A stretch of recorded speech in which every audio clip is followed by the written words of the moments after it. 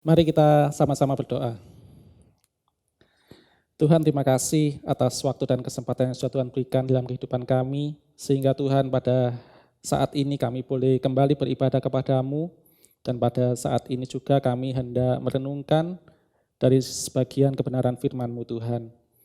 Tuhan, biarlah Engkau sendiri yang berbicara kepada kami, Engkau sendiri yang memimpin dan menuntun kami, agar kami dapat mengetahui kebenaran-kebenaran firman-Mu dengan baik.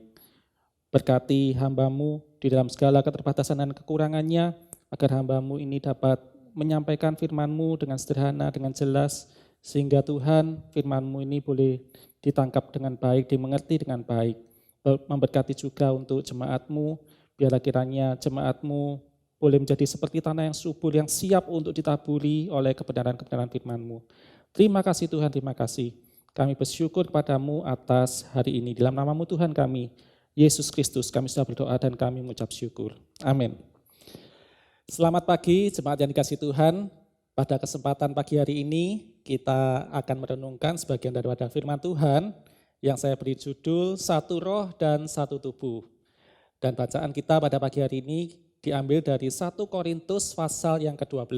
Ya. Jadi ini pada dasarnya adalah khotbah satu pasal. Tetapi kita akan membaca terlebih dahulu dari ayat yang pertama sampai ayat yang ketiga. Sekarang tentang karunia-karunia roh, aku mau saudara-saudara supaya kamu mengetahui kebenarannya. Kamu tahu bahwa pada waktu kamu masih belum mengenal Allah, kamu tanpa berpikir ditarik kepada berhala-berhala yang bisu. Karena itu aku mau meyakinkan kamu bahwa tidak ada seorang pun yang berkata-kata oleh roh Allah dapat berkata, terkutuklah Yesus. Dan tidak ada seorang pun yang dapat mengaku Yesus adalah Tuhan selain oleh Roh Allah. Baik, terlebih dahulu kita akan melihat di ayat yang pertama, di situ Paulus ingin agar jemaat Korintus ini dapat mengetahui kebenarannya. Ya, dikatakan aku mau saudara-saudara supaya kamu mengetahui kebenarannya. Yang menarik di sini adalah perkataan Paulus mengetahui kebenarannya. Mengapa Paulus mengatakan istilah seperti ini, ya. Nah, kita melihat bahwa itu artinya jemaat Korintus ini pada saat itu masih belum mengetahui tentang hal-hal yang akan disampaikan oleh Rasul Paulus ini, ya. Ada beberapa alasan kenapa kok jemaat Korintus ini masih belum mengetahui hal-hal yang hendak disampaikan oleh Rasul Paulus. Yang pertama, kita melihat latar belakang dulu bahwa jemaat Korintus ini sebelumnya pernah diajar oleh Rasul Paulus sendiri selama 1,5 tahun. Ya, jadi ini kisahnya ketika Paulus itu mengunjungi Korintus, pertama kali Paulus mengunjungi ke sana dan mendirikan jemaat di sana, dan Paulus kemudian tinggal di Korintus selama 1,5 tahun bersama jemaat ini. Nah, itu artinya di dalam waktu 1,5 tahun jemaat Korintus dididik, dibina dan diajar oleh Rasul Paulus, tetapi sesungguhnya jemaat ini dikatakan masih belum dewasa secara rohani. Ya, dikatakan Rasul Paulus sempat mengatakan bahwa susulah yang kuberikan kepadamu, bukan makanan keras. Ya, menggambarkan susu itu artinya sebagai makanan bayi, ya makanan bayi atau makanan anak kecil. Jadi kita bisa melihat bahwa jemaat Korintus ini sebetulnya masih belum dewasa secara rohani. Itu yang pertama. Yang kedua, mereka ini sebetulnya adalah jemaat yang sangat kaya di dalam hal karunia. Kita melihat di dalam 1 Korintus pasal yang pertama ayat yang ke-7. Demikianlah kamu tidak kekurangan dalam suatu karunia pun, sementara kamu menantikan pernyataan Tuhan kita Yesus Kristus. Nah, Rasul Paulus hendak menyampaikan pengajaran tentang karunia-karunia roh. Tetapi Rasul Paulus pun juga menyadari bahwa sebetulnya jemaat ini adalah jemaat yang sebetulnya kaya di dalam hal karunia.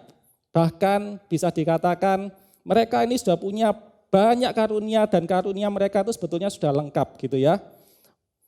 Yang ketiga, Kita melihat dari latar belakang jemaat Korintus ini adalah orang-orang yang jahat. Kita bisa melihat, bisa mengetahuinya di dalam 1 Korintus pasal yang ke-6. Kita akan membaca ayat yang ke-11 saja ya. Dan beberapa orang di antara kamu demikianlah dahulu. Ya. Beberapa orang di antara kamu demikianlah dahulu. Orang-orang yang seperti apa? Nah, kita bisa melihat mulai ayat yang ke-9 ya. Orang cabul, penyembah berhala, orang berzinah, banci, orang pemburit, pencuri, orang kikir, pemabuk, pemfitnah, dan penipu. Ya, kita bisa mengetahui latar belakang jemaat Korintus ini mulai ayat yang ke-9 sampai ayat yang ke-10. Nah, kita bisa melihat bahwa jemaat Korintus ini mengalami suatu transformasi yang luar biasa. Dari latar belakang orang-orang yang seperti ini, kemudian mereka bisa percaya kepada Yesus. Bahkan dikatakan mereka ini punya karunia-karunia roh yang luar biasa. Tetapi ternyata semuanya itu tidak cukup. Karena apa? Karena Rasul Paulus hendak memberikan satu pengajaran lagi yang lebih penting. Kita melihat di dalam 1 Korintus pasal yang ke-12 ayat yang ke-4 sampai ayat yang ke-6. Ini adalah pengajaran yang hendak disampaikan oleh Rasul Paulus kepada jemaat di Korintus. Ya. Ada rupa-rupa karunia tetapi satu roh. Ada rupa-rupa pelayanan tetapi satu Tuhan.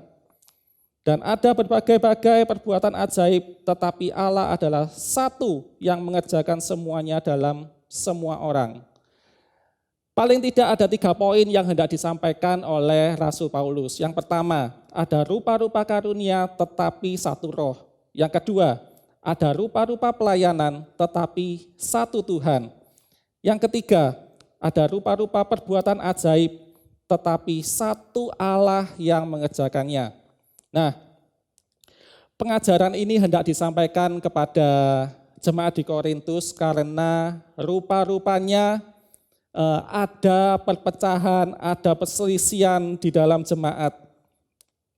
Dan kita bisa melihat hal itu sejak mulai dari pasal yang pertama Rasul Paulus sudah menyampaikan ada perselisihan, ada perpecahan di dalam jemaat. Nah, artinya di jemaat Korintus ini ada banyak sekali masalah. Ya, kalau kita membaca surat 1 Korintus ini, kita akan menemukan jemaat ini mempunyai cukup banyak masalah. Salah satu masalahnya itu justru ada di dalam hal karunia-karunia roh. Tadi saya mengatakan bahwa jemaat ini sebetulnya kaya dengan karunia. Bahkan dikatakan mereka mempunyai karunia yang lengkap. Banyak sekali karunia yang mereka miliki. Tetapi rupa-rupanya justru hal itulah salah satu yang menjadi penyebab terjadinya perpecahan dan perselisihan di antara mereka. Kenapa? Karena anggota-anggotanya itu saling membanggakan diri mereka masing-masing tentang karunia yang mereka miliki. Ya, khususnya kalau kita melihat di dalam pasal yang ke-14, di situ Rasul Paulus menjelaskan lebih banyak tentang karunia berbahasa roh. Jadi rupa-rupanya beberapa orang yang mempunyai karunia berbahasa roh itu meninggikan diri seakan-akan mereka adalah orang yang paling hebat. Mereka adalah orang-orang yang punya karunia-karunia yang paling tinggi di antara yang lain. Dan inilah yang menimbulkan perpecahan. Dan jemaat Korintus ini adalah jemaat yang pandai dan pintar berkata-kata. Kita bisa melihat hal itu di dalam 1 Korintus pasal yang pertama ayat yang ke-5. Sebab di dalam Dia, di dalam Tuhan, kamu telah menjadi kaya dalam segala hal, dalam segala macam perkataan dan dalam segala macam pengetahuan. Mereka ini kaya di dalam hal perkataan dan dalam hal pengetahuan. Itu artinya mereka ini bukan orang-orang yang bodoh. Mereka ini adalah orang-orang yang pandai, orang-orang yang punya pengetahuan. Tetapi bukan hanya itu, mereka pun juga punya kemampuan untuk berkata-kata. Mereka punya kemampuan untuk menyampaikan sesuatu hal dengan baik, menjelaskan sesuatu hal dengan baik. Dan ini menurut saya luar biasa, ya. Ini menurut saya luar biasa. Kenapa? Karena saya tahu ada beberapa orang yang pandai secara pengetahuan, tetapi kurang mampu dalam hal menjelaskan, ya. Walaupun orang ini pintar, tapi kalau dia menjelaskan, kalau dia menyampaikan sesuatu, orang itu tidak mudah untuk menangkap apa maksud yang hendak disampaikan. Dan sebaliknya juga ada orang yang sangat pandai berkata-kata, sangat menarik perhatian, tetapi sebetulnya secara pengetahuan kurang. Ya. Apalagi ini kalau lengkap pengetahuan kurang, juga berkata-katanya juga kurang. Tetapi sebaliknya dengan jemaat di Korintus, mereka ini adalah orang-orang yang ternyata pandai. Mereka punya pengetahuan dan mereka pun juga cukup mampu dalam menjelaskan sesuatu. Nah, ini adalah gambaran tentang jemaat yang ada di Korintus. Punya banyak potensi, punya banyak kemampuan, tetapi yang terjadi adalah perpecahan, perselisihan. Kabar ini sampai juga kepada Paulus. Ya, Paulus saat itu bukan ada di Korintus, Paulus ada di tempat lain, dan rupa-rupanya kabar yang terjadi di jemaat Korintus ini sampai kepada Paulus. Dan kabar itu tentunya adalah kabar yang kurang baik, ya, karena mereka ini ternyata jemaat yang punya banyak sekali masalah-masalah di dalam diri mereka sendiri. Kita kalau misalnya menantikan kabar, ya, kita mendapatkan kabar tentang seseorang, orang yang kita kenal, orang yang kita kasihi, tentunya kita akan mengharapkan, kita akan menerima kabar-kabar yang baik, ya, kabar-kabar yang membuat kita pun bersuka cita. Tetapi tidak bisa dipungkiri bahwa kadangkala kita pun juga bisa menerima kabar-kabar yang kurang baik. Hal inilah yang sekarang dialami oleh Rasul Paulus, sehingga kemudian Rasul Paulus ini menuliskan surat 1 Korintus ini untuk disampaikan kepada jemaat yang ada di Korintus. Nah, kembali tentang karunia-karunia roh. Ya, kita mengetahui bahwa jemaat ini adalah jemaat yang luar biasa. Mereka punya karunia-karunia yang luar biasa. Mereka punya banyak potensi, tetapi mereka juga punya banyak masalah. Ya. Saya sempat mengatakan kepada salah seorang rekan di sini, ya, bahwa saya sekarang ini tidak terlalu excited kalau misalnya ada seorang hamba Tuhan yang pernah datang ke gereja kita, kemudian hamba Tuhan itu mengatakan, saya melihat gereja ini luar biasa, ya. Gereja ini punya potensi-potensi yang luar biasa. Ya. Saya dulu sebagai seorang yang lebih muda, kalau saya mendengar hal itu, biasanya saya akan merasa sangat senang, ya, merasa senang, merasa berbahagia, bersuka cita. Tetapi di titik saya sekarang, ketika saya mendengar hal-hal seperti itu, saya sejujurnya sudah tidak terlalu excited. Kenapa? Karena menurut saya potensi itu adalah sebuah masalah. Ya. Di satu sisi memang itu adalah suatu kabar yang menggembirakan, karena apa? Biasanya orang menyampaikan hal itu tentunya dengan suatu tujuan yang baik, tujuan yang positif, tujuan yang ingin supaya gereja kita ini bisa lebih baik lagi, bisa lebih berkembang lagi. Ya. Saya percaya hal-hal seperti itu. Tetapi setelah saya renungkan baik-baik, ternyata potensi ini pun juga merupakan satu masalah. Ya. Masalahnya kenapa? Masalahnya justru ada di potensi itu sendiri. Ya. Potensi itu menjadi sebuah masalah. Kenapa? Karena kita pada dasarnya masih belum mencapai sesuatu standar yang seharusnya bisa kita capai. Kita masih punya potensi. Tetapi sebenarnya kita masih belum mencapai titik sasaran yang seharusnya. Nah, demikian pula dengan jemaat yang ada di Korintus ini. Mereka punya satu latar belakang yang buruk, mereka punya suatu kemampuan potensi yang luar biasa, tetapi dengan karunia-karunia, dengan potensi-potensi mereka, ternyata hal itu menimbulkan masalah. Nah, inilah yang hendak disampaikan oleh Rasul Paulus. Rasul Paulus mengatakan bahwa dengan karunia-karunia yang begitu luar biasa, sebetulnya seharusnya bisa dipakai untuk kepentingan bersama, bisa dipakai untuk kebaikan bersama. Dan hal ini bisa kita ketahui di dalam ayat yang ke-7, pasal yang ke-12. Tetapi kepada tiap-tiap orang dikaruniakan pernyataan roh untuk kepentingan bersama. Bukan untuk saling meninggikan diri, membanggakan diri sendiri. Oh, aku punya karunia berbahasa roh loh. Oh, aku punya karunia ini loh. Oh, aku punya karunia ini loh. Ya, saling membanggakan diri sendiri tanpa mencapai satu tujuan yang seharusnya. Bahwa tujuan mereka mempunyai karunia-karunia itu sebetulnya adalah untuk kepentingan dan kebaikan bersama. Ya. Hal ini memang selaras dengan pernyataan-pernyataan Rasul Paulus yang lain bahwa semuanya itu bukan untuk kepentingan diri sendiri. Salah satu tulisan Rasul Paulus juga ada di dalam Filipi pasal yang kedua. Ya.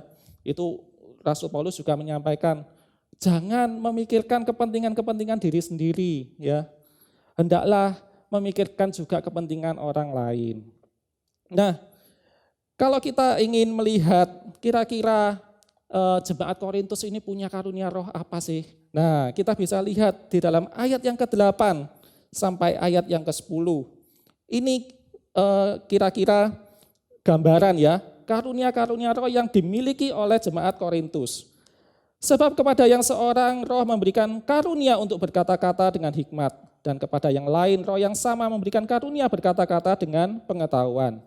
Kepada yang seorang roh yang sama memberikan iman, dan kepada yang lain ia memberikan karunia untuk menyembuhkan. Kepada yang seorang roh memberikan kuasa untuk mengadakan mujizat, dan kepada yang lain ia memberikan karunia untuk bernubuat, dan kepada yang lain lagi ia memberikan karunia untuk membedakan bermacam-macam roh. Kepada yang seorang ia memberikan karunia untuk berkata-kata dengan bahasa roh, dan kepada yang lain ia memberikan karunia untuk menafsirkan bahasa roh itu. Bayangkan ya, jika seandainya di dalam sebuah jemaat, mereka mempunyai karunia-karunia seperti ini yang disampaikan oleh Rasul Paulus. Ini menurut saya adalah satu jemaat yang luar biasa. Mereka diberkati Tuhan luar biasa. Ya. Saya sendiri mungkin melihat atau membaca hal ini merasa iri gitu ya. Saya jujur merasa iri, wah luar biasa jemaat Korintus ini. Tetapi kita pun belajar di sini bahwa jemaat Korintus ini ternyata juga punya banyak masalah. Di ayat yang ke-11 dikatakan, tetapi semuanya ini dikerjakan oleh roh yang satu dan yang sama, yang memberikan karunia kepada tiap-tiap orang secara khusus seperti yang dikehendakinya. Jadi sebetulnya Rasul Paulus ingin mengatakan bahwa karunia-karunia itu diberikan kepada tiap-tiap orang secara khusus. Ya. Tiap-tiap orang secara khusus, semua jemaat itu mempunyai karunia-karunia yang khusus. Dan sebetulnya kalau kita tarik, bukan hanya jemaat di Korintus saja. Saya percaya bahwa saya dan Anda itu juga diberikan Tuhan karunia-karunia yang khusus. Ya. Karunia-karunia yang berbeda, ya, yang dikerjakan oleh roh yang sama, yang seharusnya punya tujuan untuk membangun kebaikan bersama, kepentingan bersama. Inilah pengajaran yang hendak disampaikan oleh Rasul Paulus tentang satu roh. Ya. Kita lanjut di perikop yang berikutnya tentang satu tubuh. Ayat yang ke-12, karena sama seperti tubuh itu satu dan anggota-anggotanya banyak, dan segala anggota itu sekalipun banyak merupakan satu tubuh. Demikian pula Kristus. Di sini Rasul Paulus kemudian memakai gambaran tubuh manusia. Bahwa tubuh manusia itu walaupun satu, tetapi dia punya banyak anggota.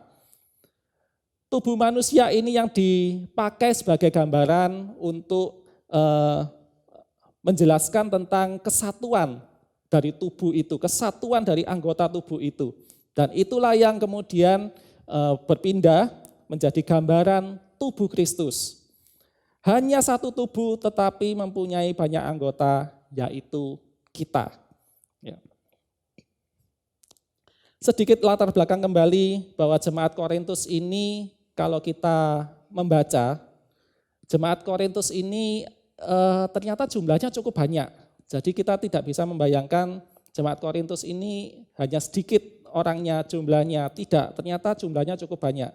Dan kita bisa tahu hal itu di dalam Kisah Para Rasul pasal yang ke-8, ayat yang ke-8 dan ayat yang ke-10. Kisah Para Rasul, pasal yang ke-8, ayat yang ke-8 dan ayat yang ke-10. Oh maaf, Kisah Para Rasul 18.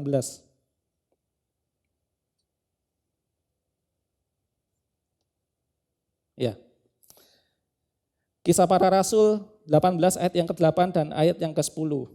Tetapi Krispus, kepala rumah ibadat itu menjadi percaya kepada Tuhan bersama-sama dengan seisi rumahnya, dan banyak dari orang-orang Korintus yang mendengarkan pemberitaan Paulus menjadi percaya dan memberi diri mereka dibaptis. Ayat yang ke-10. Sebab aku Tuhan menyertai engkau Paulus, dan tidak ada seorang pun yang akan menjamah dan menganiaya engkau. Perhatikan, sebab banyak umatku di kota ini. Sudah karunianya banyak, potensinya banyak, jumlahnya pun juga banyak. Nah, salah satu penyebab dari perpecahan ini, kalau tadi kita melihat adanya karunia-karunia roh yang saling meninggikan diri, yang berikutnya adalah perselisihan dan perpecahan yang terjadi akibat dari jemaat ini masing-masing menggolongkan diri menjadi pengikut hamba-hamba Tuhan tertentu. Yang seorang berkata, aku ini golongan Paulus. Yang seorang lagi berkata, aku ini golongan Apolos. Yang berikutnya lagi mengatakan, aku ini anggota golongan Kefas atau Petrus. Ada lagi yang mengatakan, aku ini anggota Kristus. Jadi masing-masing ini terpecah-pecah. Makanya Rasul Paulus mengatakan, apakah Kristus itu terbagi-bagi? Seharusnya kan tidak. Ya. Ayat yang ke-13. Pasal yang ke-12 ayat yang ke-13. Sebab dalam satu roh kita semua, baik orang Yahudi maupun orang Yunani, baik budak maupun orang merdeka, telah dibaptis menjadi satu tubuh, dan kita semua diberi minum dari satu roh. Baik orang Yahudi maupun Yunani, baik dia itu budak atau orang merdeka. Ketika orang itu menjadi percaya kepada Kristus dan kemudian dibaptis oleh roh yang sama, orang-orang ini kemudian sebetulnya menjadi satu kesatuan tubuh Kristus. Tidak lagi memandang, oh kamu orang Yahudi, oh kamu orang Yunani, oh kamu orang Indonesia, kamu orang Jawa, orang ras manapun, suku-suku tertentu. Sudah tidak ada lagi pembedaan seperti itu.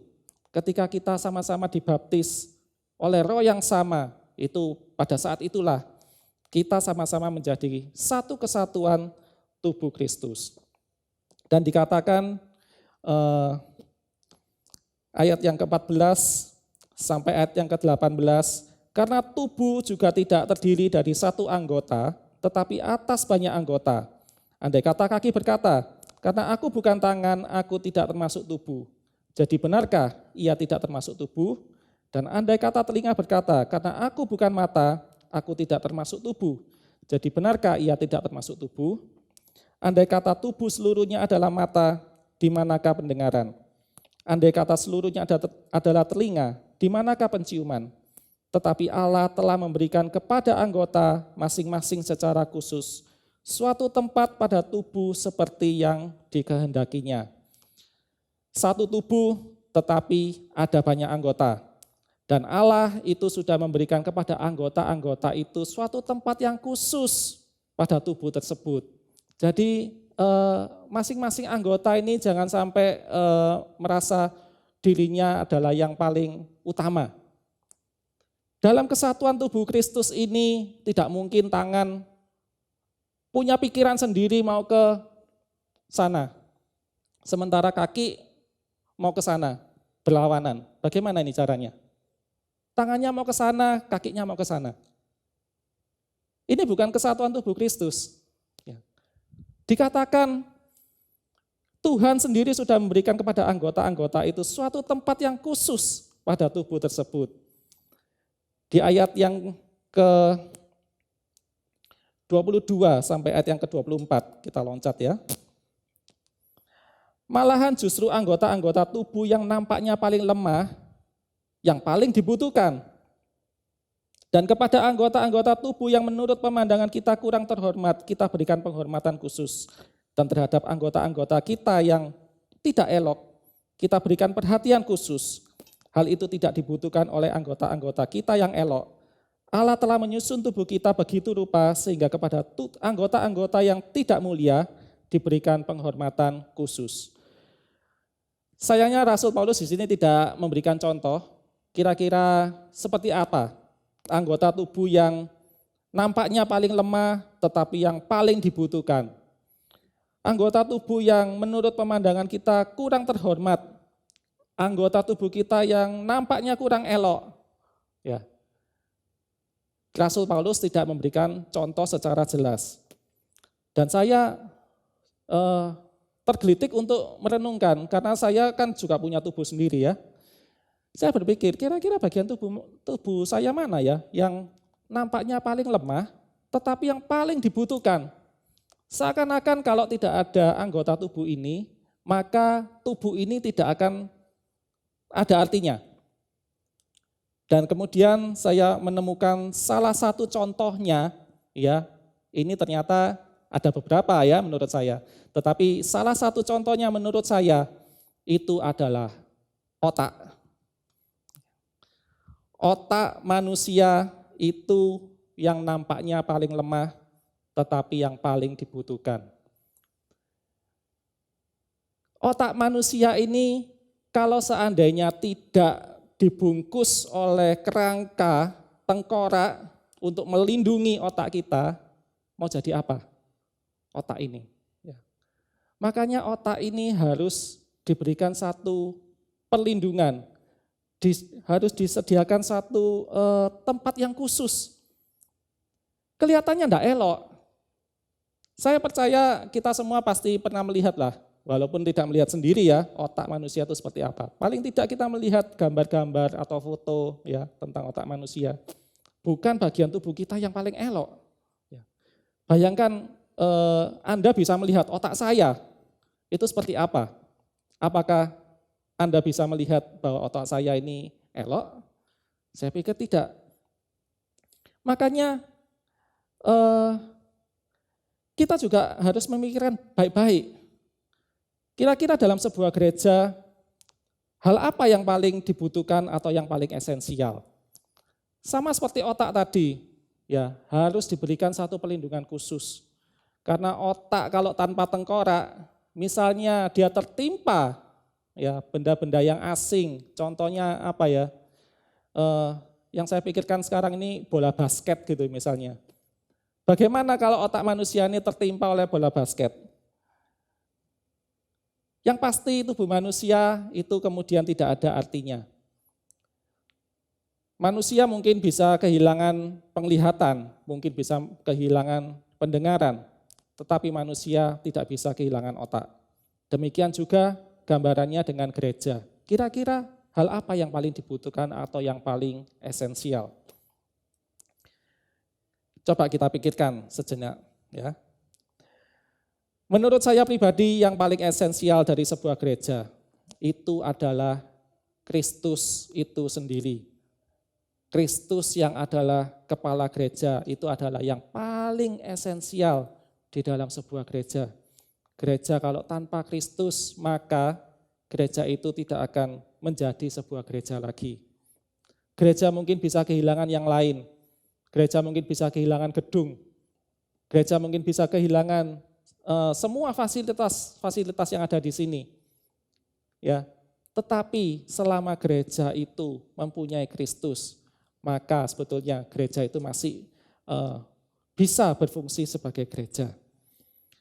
Di ayat yang ke-25 dan ayat yang ke-26 yang terakhir, kita akan melihat bahwa tujuan dari satu tubuh Kristus ini adalah supaya jangan terjadi perpecahan dalam tubuh, tetapi supaya anggota-anggota yang berbeda itu saling memperhatikan.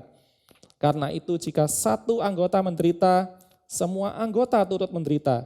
Jika satu anggota dihormati, semua anggota turut bersuka cita. Tujuannya jelas supaya tidak terjadi perpecahan. Bapak Ibu Saudara sekalian, melalui bacaan kita di dalam 1 Korintus pasal yang ke-12 ini, kita bisa menarik suatu pelajaran bahwa ternyata di mata Tuhan yang namanya sebuah persatuan itu adalah sesuatu yang indah di mata Tuhan. Ya. Kita di sini belajar tentang satu roh dan satu tubuh. Tetapi sebetulnya bukan hanya itu saja. Bagi Tuhan, persatuan-persatuan yang lain itu pun adalah sesuatu hal yang indah. Contohnya, jika kita melihat ada suami istri yang bersatu, itu adalah sesuatu hal yang indah di mata Tuhan. Orang tua dengan anak, hidup dengan rukun, mertua, menantu, kakak dengan adik, saudara-saudara, semuanya bersatu, itu adalah sesuatu hal yang indah di mata Tuhan. Dan kita juga melihat apabila ada sebuah gereja yang di dalamnya orang-orangnya bersatu hati, seia, sekata, sepikir, itu adalah sesuatu hal yang indah di mata Tuhan. Kita juga melihat apabila kekristenan ini adalah punya satu kesatuan, punya satu persatuan yang utuh, yang solid. Saya percaya bahwa ini pun bisa menjadi sesuatu yang indah di mata Tuhan.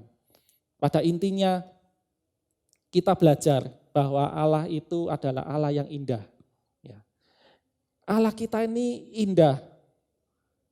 Ketika Allah menciptakan langit dan bumi, dan Allah mengatakan semuanya itu indah, semuanya tersusun dengan rapi, mempunyai satu harmoni, mempunyai satu irama, ya, irama yang bisa saling melengkapi. Tidak harus semuanya itu dalam tempo yang sama, tidak. Tetapi kita melihat Allah kalau menciptakan segala sesuatu ini luar biasa. Contoh yang paling gampang, ketika Tuhan menciptakan manusia menurut gambar dan rupanya, di situ dikatakan Tuhan menciptakan sungguh amat baik. Ya, saya percaya bahwa kita ini adalah ciptaan Tuhan yang sungguh amat baik. Tetapi bukan hanya tubuh kita ini saja, tetapi bagaimana hubungan kita dengan saudara-saudara kita yang lain. Bukan hanya sekedar keluarga inti kita, keluarga kandung kita, tetapi saudara-saudara seiman ya yang ada di gereja terutama. Ini bagaimana tentang persatuan dan kesatuannya. Mari kita merenungkan hal ini baik-baik dan saya percaya, saya berharap renungan kita dapat memberkati kita semua. Salam sehati, satu roh dan satu tubuh. Amin. Mari kita berdoa. Tuhan, terima kasih untuk firman Tuhan yang sudah kami renungkan pada pagi hari ini.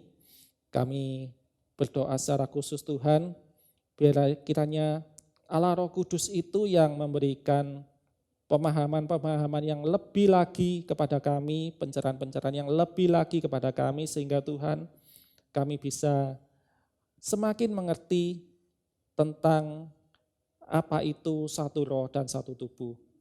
Tuhan, ampuni setiap kami apabila kami sampai hari ini masih belum bisa mencapai apa yang sebenarnya Engkau kehendaki di dalam jemaat ini, di dalam gereja ini. Tuhan, biarlah kiranya Engkau sendiri yang akan memimpin setiap kami. Engkau sendiri Tuhan yang merangkul setiap kami. Engkau sendiri Tuhan yang akan mendekatkan kami, menyatukan kami Tuhan. Sehingga Tuhan kami boleh tetap menjadi satu kesatuan tubuh Kristus yang kuat, yang solid Tuhan. Khususnya Tuhan di dalam menghadapi masa-masa yang sulit seperti ini, masa-masa kami harus dalam situasi pandemi seperti ini, biarlah Tuhan kami tidak hanya mementingkan diri kami sendiri, kepentingan-kepentingan diri kami sendiri, tetapi kami biarlah melalui firman ini kami disadarkan bahwa hidup kami bukan hanya untuk diri kami, tetapi hidup kami itu adalah untuk Engkau dan untuk kepentingan orang lain juga. Terima kasih Tuhan, terima kasih. Bersyukur kepadamu atas firman-Mu pada pagi hari ini. Di dalam nama-Mu Tuhan kami, Yesus Kristus kami sudah berdoa dan kami mengucap syukur. Amin.